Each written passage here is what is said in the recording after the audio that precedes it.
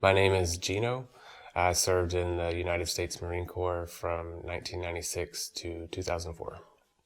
And I was deployed with the 15th Marine Expeditionary Unit pre 9/11, and then 9/11 happened, my birthday, by the way, and then I was sent to Afghanistan for Operation Enduring Freedom.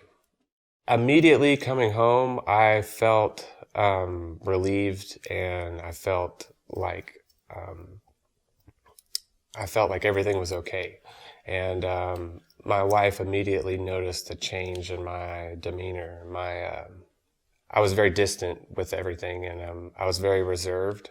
And before I left, I was very outgoing and very, emotional, and kind of person, wear my emotion on my sleeve. I always knew what kind of mood I was in. And now I was very quiet, and she couldn't tell if I was angry or sad or happy, because it was just the same all the time. In Afghanistan, it, I didn't sleep for a long time. We were constantly on alert. And the violence, so you go into a mode of vigilance that is just, that's survival. So that doesn't go away when you leave. Your mind is still, you've had this fear, and it's been set, and now you have to do this to survive. So it didn't go away. I started working, and that's when I got back into a work environment is when I started to notice things were not right. I started to feel the effects of anxiety, and I didn't know what anxiety was or what that meant. I just knew I wasn't feeling right, and I felt like I was having a heart attack. I couldn't breathe, and so I drove myself to the VA, and immediately they told me, you're fine. There's nothing. You're not having a heart attack, and they said, we think you're having a panic attack. And I was kind of desperate for something at that moment, so I volunteered to seek mental health treatment. So I was in and out of the VA. I wasn't sticking with the treatment, though. I was kind of like going in for my appointment, being prescribed a medication, and then kind of not really running that medication's course. And then at the end of it, I need something different. This isn't working. And so that happened for about 4 years until rage started to come in the picture. And that's when I really started to kind of lose faith in myself, and a lot of the shame and the guilt really started to kind of take over inside.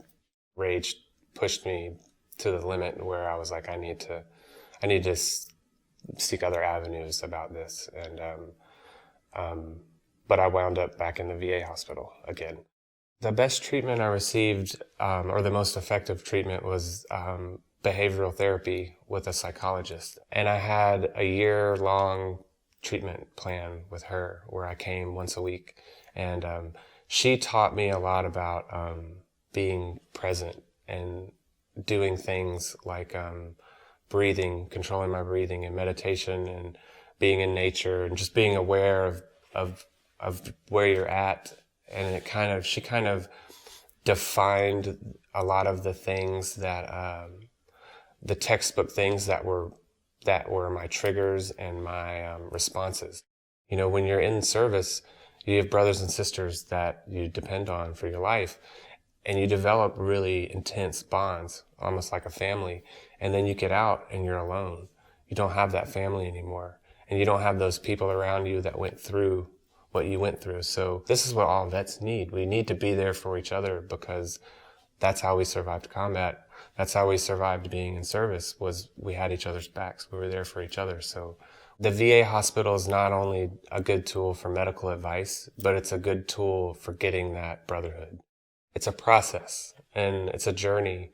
It's a journey of learning how to cope, learning how to face, and learning how to overcome.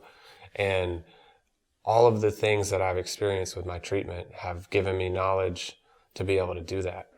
We're all the same. We've all served.